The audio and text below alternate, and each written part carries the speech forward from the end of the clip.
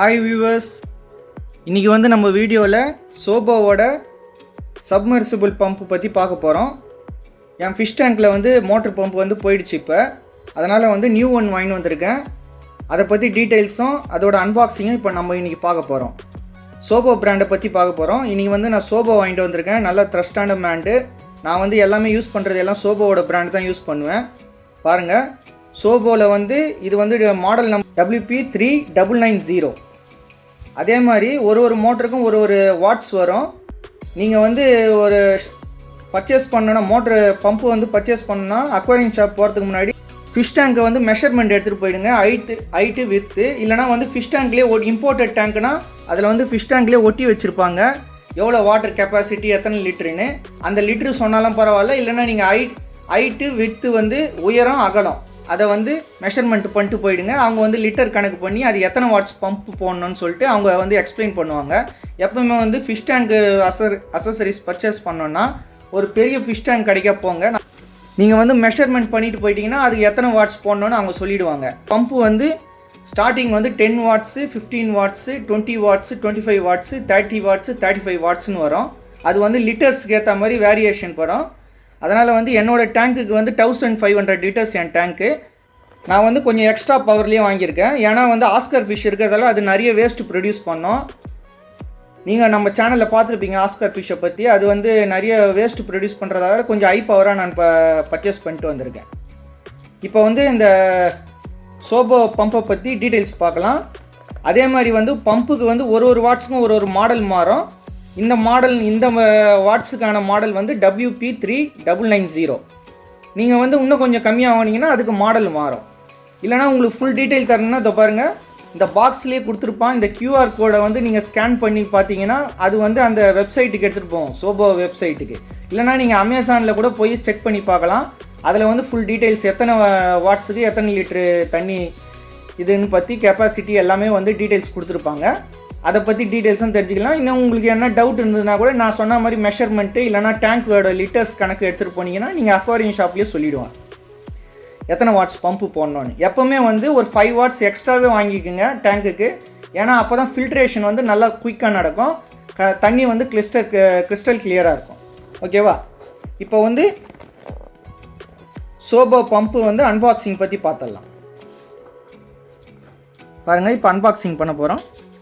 நீங்கள் பர்ச்சேஸ் பண்ணும் போது பாக்ஸை ஓப்பன் பண்ணி அங்கே செக் பண்ணி வாங்கிட்டு வந்துடுங்க. செக் பண்ணுறது எப்படின்னா, ஓப்பனில் வந்து எப்போவுமே வந்து ஃபில்ட்ரேஷன் பம்பை வந்து ஆன் பண்ணக்கூடாது. ஒரு 2 செகண்ட்ஸ் 3 செகண்ட்ஸ் வந்து ஆன் பண்ணிவிட்டு அது தொட்டு பார்த்தீங்கன்னா வைப்ரேஷன் மாதிரி ஆகும். ரொம்ப நேரம் ஓட விட்டிங்கன்னா காயில் பற்றிக்கும். அதனால் வந்து கொஞ்சம் அப்படி போட சொல்லிட்டு கொஞ்சம் தொட்டு பாருங்கள், அது வைப்ரேஷன் வரும். அப்போ வந்து ஆஃப் பண்ணிவிடுங்க. இல்லைனா வந்து ஒரு கடையில் வந்து ரிட்டர்ன் மாற்ற மாட்டாங்க. அதுக்காக நான் சொல்கிறேன். இப்போ வந்து அன்பாக்சிங் பண்ணலாம். ஓகே ஃப்ரெண்ட்ஸ், அப்புறம் இன்னொரு டீட்டெயிலு பாருங்கள். நியூ வெர்ஷன் போட்டிருக்கோம். ஓல்டு வெர்ஷன் ஒன்று இருக்குது, நியூ வெர்ஷன் ஒன்று இருக்குது. நியூ வெர்ஷன் பாக்ஸில் போட்டிருக்கோம், அதை பார்த்து வாங்குங்க.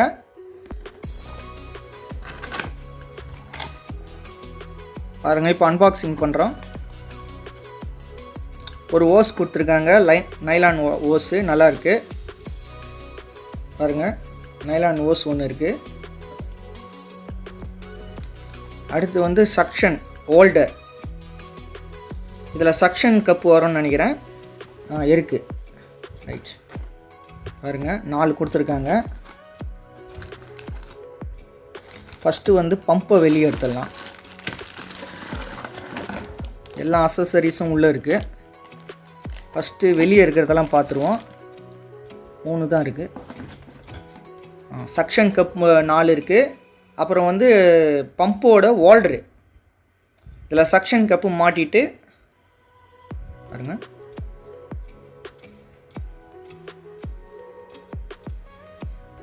நல்லா இருக்குது குவாலிட்டியாக. நிறைய பம்பில் வந்து இது மாதிரி சக்ஷன் கப்லாம் கொடுக்க மாட்டாங்க. அப்படியே பைப்பில் மாட்டி தொங்க விடுற மாதிரி இருக்கும். பாருங்கள், சக்ஷன் கப்பு நல்லா குவாலிட்டியாக இருக்குது. பாருங்கள், நல்லா பிளாஸ்டிக்கு, வளையவே இல்லை, நல்லா டைட்டாக இருக்குது. லாங் லைஃப் வரும். இதெல்லாம் தண்ணிக்குள்ளேயே இருந்தால் கூட ரொம்ப நாள் லாங் லைஃப் வரும். இப்போ சக்ஷன் கப் மாட்டிட்டோம், தனியாக எடுத்து வச்சிடலாம். அடுத்தது வந்து கீழே ஃபில்ட்ரேஷன் சக் பண்ணுறது. இந்த வேஸ்ட்டெல்லாம் சக் பண்ணுறதோட ஃபில்ட்ரு வந்து இங்கே இருக்குது. இது வந்து சின்ன ஃபிஷ்லாம் இருந்ததுன்னா இது இருக்கணும், இல்லைனா இதை வந்து நம்ம வந்து தனியாக எடுத்துடலாம். பெரிய ஃபிஷ்லாம் வச்சுருந்திங்கன்னா இது தனியாக எடுத்துட்டிங்கன்னா வேஸ்ட்டெல்லாம் வந்து நல்லா சக் பண்ணி எடுத்துரும். பெரிய ஃபிஷ் வச்சுருந்தீங்கன்னா இதை எடுத்துட்டிங்கன்னா உங்களுக்கு வந்து ஃபில்ட்ரேஷன் நல்லா கிளியராக இருக்கும். சின்ன ஃபிஷ் இருந்ததுன்னா இது உள்ளே போயிடும், அதனால் இது கொடுத்துருக்காங்க. பெரிய ஃபிஷ் இருந்ததுன்னா இதை எடுத்துருங்க. ஓப்பன் பண்ணிவிட்டு அப்படியே வந்து அந்த பைப்பில் ஃபிக்ஸ் பண்ணிவிட்டு பம்பில் ஃபிக்ஸ் பண்ணிவிட்டுங்க. அப்படியே இப்போ வந்து நான் க்ளோஸ் பண்ணி வைக்கிறேன்.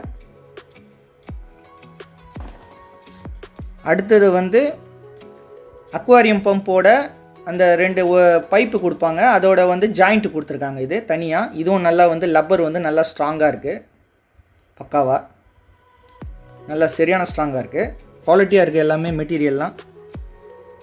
அடுத்தது வந்து ஏர் ஃப்ளோ போகும்ல, ஏர் ஃப்ளோ போகிறதுக்காக டைரக்ஷன் திருப்புறது, அதோடைய கப்பு இது வச்சிடலாம். அடுத்தது சோபோ பிராண்டோட மேனுவல் கொடுத்துருக்காங்க, ஃபோக்கஸ் ஆன் அக்வாரியம். பின்னாடி QR கோடு கொடுத்துருக்காங்க. அப்புறம் வந்து அவங்க சைனீஸ் மதர் டங்கில் இன்ஸ்ட்ரக்ஷன் கொடுத்துருக்காங்க. அடுத்தது இன்டர்நேஷ்னல் லாங்குவேஜ் இங்கிலீஷில் கொடுத்துருக்காங்க பாருங்க. இதில் உங்களுக்கு எதனா டவுட்டுன்னா இதில் வந்து படித்து பார்த்து தெரிஞ்சுக்கலாம். எல்லாம் பக்காவாக கொடுத்துருக்காங்க. அடுத்தது வந்து ஃபேக்ட்ரியில் பேக் பண்ணும் போது அதோட குவாலிட்டி செக் பாஸ் பண்ணியிருக்குன்னு சொல்லிட்டு ஒரு லேபிள் ஒன்று கொடுத்துருக்காங்க. ஃபேக்ட்ரியில் செக் பண்ணிவிட்டு ஒரு லேபிள் பேக்கிங்கில் போட்டிருக்காங்க, ISO 9001 2008 கம்பெனின்னு. அப்புறம் வந்து குவாலிட்டி பாஸ் சொல்லிட்டு அது சீல் பண்ணி ஒரு லேபிள் ஒன்று இருக்குது. ஓகே, இந்த பாக்ஸை வந்து எடுத்து வச்சுருவோம். அடுத்தது வந்து அசசரிஸை ஓப்பன் பண்ணலாம். கவரில் இருக்குது, எல்லாம் ஓப்பன் பண்ணிவிட்டு பார்க்கலாம். ஃபஸ்ட்டு பம்பு பார்க்கலாம். பம்பு நல்லா சாலிடாக இருக்குது, வெயிட்டாக நல்லா வெயிட்டாக இருக்குது காயில்லாம். ஒயர் பார்க்கலாம் எவ்வளோ லென்த் இருக்குதுன்னு.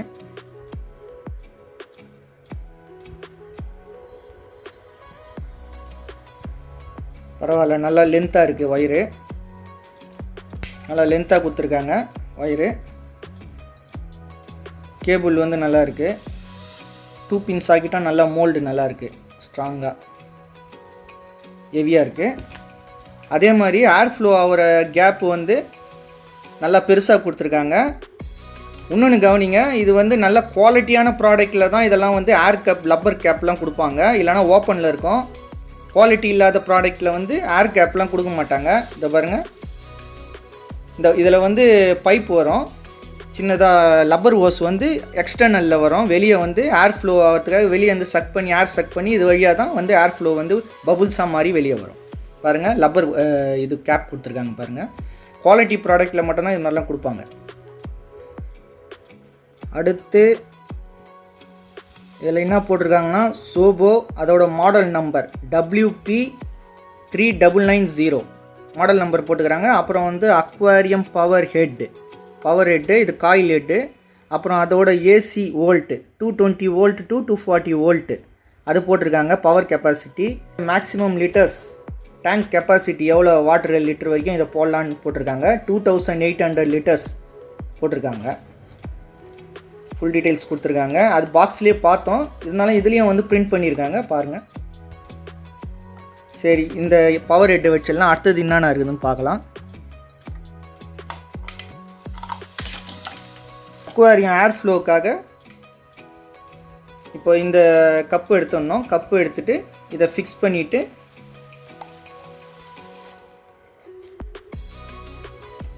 பண்ணிவிட்டு இதை வந்து எக்ஸ்டர்னலில் வெளியே விட்டுடணும்.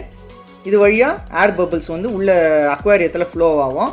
நீங்கள் தனியாக ஸ்டோன்லாம் போட தேவையில்லை, ஏர் ஸ்டோன்லாம் போட தேவையில்லை. இது வழியாகவே உங்களுக்கு ஏர் பபிள்ஸ்லாம் வந்துடும், நிறைய வரும். ஏன்னா வந்து கெப்பாசிட்டி அதிகம். இது பவர் ஹெட் வந்து நல்ல கெப்பாசிட்டி இருக்கிறதால நிறைய ஏர் ஃப்ளோ வரும், பபுள்ஸும் நிறைய வரும் உங்களுக்கு. அதேமாதிரி ஃபில்ட்ரேஷனும் ஸ்பீடாக நடக்கும் பயங்கரமாக. அதனால் வந்து டேங்க்குக்கு வந்து பம்ப் வாங்கும் போது 5 வாட்ஸ் வந்து எக்ஸ்ட்ராவே வாங்கிக்கோங்க, ஒன்றும் ஆகாது, ஃபிஷ்ஷுக்கெலாம் எதுவும் அஃபெக்ட் ஆகாது. ஓகே ஃப்ரெண்ட்ஸ், இப்போ வந்து அக்வாரியம் பம்பை எப்படி அசம்பிள் பண்ணுறது பற்றி பார்க்க போகிறோம்.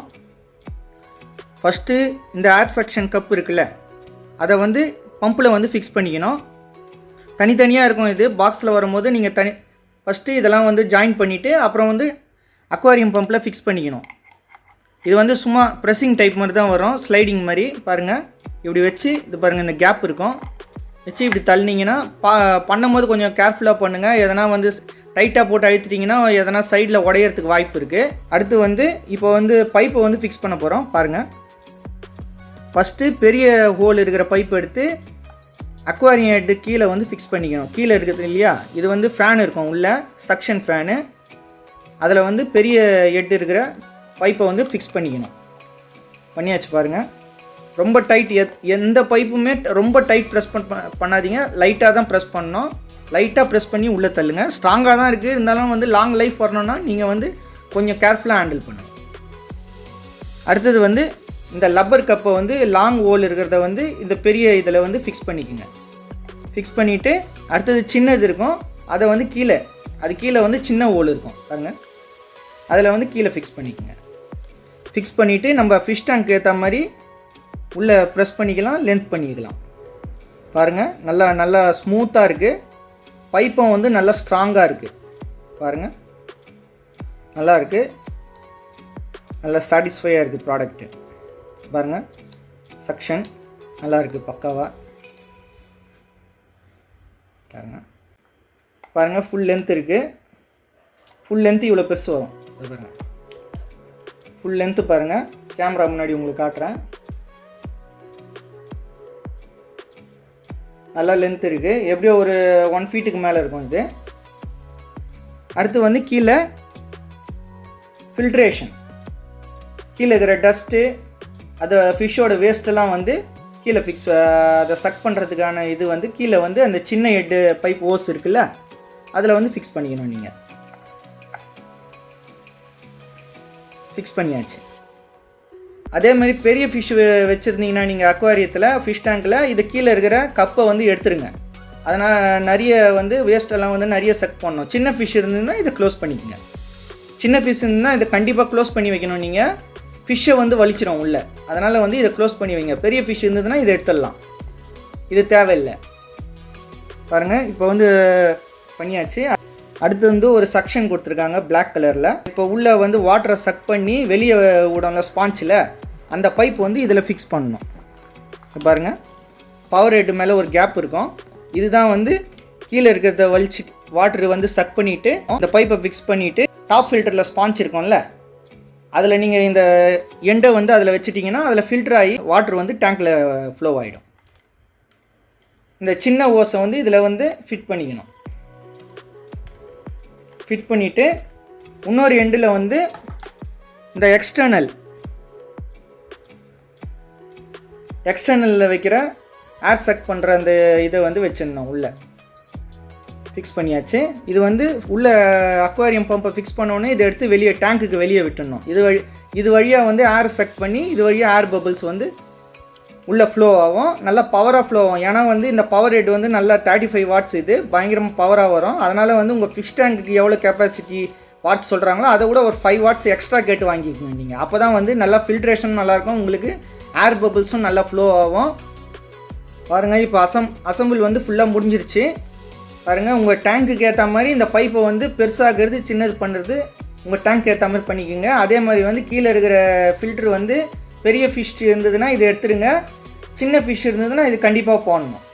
அப்புறம் ஃப்ரெண்ட்ஸ், ஒரு முக்கியமான டிப்ஸு, நீங்கள் வந்து ஃபிஷ் டேங்க்கில் வந்து இந்த மோட்டரை செட் பண்ணும் போது இப்போ இந்த மேலே டாப் இருக்குல்ல, அதை விட ஒரு 3 இன்ச் வந்து வாட்டர் லெவல் மேலே இருக்கணும். உள்ளே கம்மியாச்சுன்னா உங்கள் மோட்ரு வந்து போயிடும். மோட்டரை உள்ளே வச்சு இந்த சக்ஷன் கப் இருக்குல்ல, அதை வந்து உள்ளே ஃபிக்ஸ் பண்ணிவிடுங்க. அப்புறம் வந்து இந்த பவர் ஹெட்டு உள்ளே இருக்கணும். இந்த 2 பின் சாக்கிட்டு அப்புறம் வந்து இந்த ஓஸ் இருக்குது பாருங்கள், இதை ஃபிக்ஸ் பண்ணிவிட்டு இந்த ஓஸோட எண்டு வந்து ஃபில்ட்ரேஷன் ஸ்பாஞ்ச் இருக்குது பாருங்கள், அதில் வச்சுருங்க. வச்ச உடனே இதில் கீழே இருக்கிற டஸ்ட்டெல்லாம் சக் பண்ணிவிட்டு இந்த எண்டில் வந்து எல்லாம் கொட்டும், அந்த ஸ்பாஞ்சில் கொட்டி ஃபில்டர் ஆகி அதர் எண்டில் வந்து நல்ல தண்ணி வந்து அக்வாரியத்துக்கு போயிடும்.